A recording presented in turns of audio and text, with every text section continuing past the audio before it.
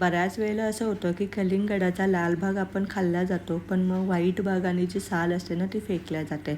आज आपण कलिंगडाच्या सालीपासून डोसा कसा बनवायचा ते पाहूया. त्यासाठी इथे मी कलिंगडाचा पांढरा भाग आणि साल घेतली आहे. त्यामध्ये टाकले आहे अर्धी वाटी बारीक किंवा जाडा रवा, 2 ते 3 तास भिजवलेले तांदूळ यामध्ये टाकायचे आहे, एक छोटी वाटी ओलं खोबरं, चवीपुरतं मीठ आणि पाणी टाकून आपल्याला हे बारीक वाटून घ्यायचं. आणि बघा किती छान नॅचरल ग्रीन कलर आलेला आहे ना. दुसऱ्या साईडला मी विडाचे काहील गरम करत ठेवले आहे. त्याला व्यवस्थित तेल ग्रीस करून घ्यायचं आहे आणि चमच्याच्या साहाय्याने हे बॅटर व्यवस्थित पसरून घ्यायचं आहे.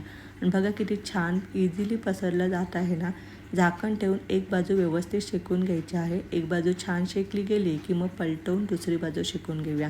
आणि बघा विदिन अ मिनिटमध्ये चविष्ट असा आपला कलिंगडाचा डोसा तयार आहे. एकदा नक्की करून पहा. भेटूया पुन्हा अशाच एका नवीन व्हिडिओमध्ये. तोपर्यंत काळजी घ्या. Bye bye.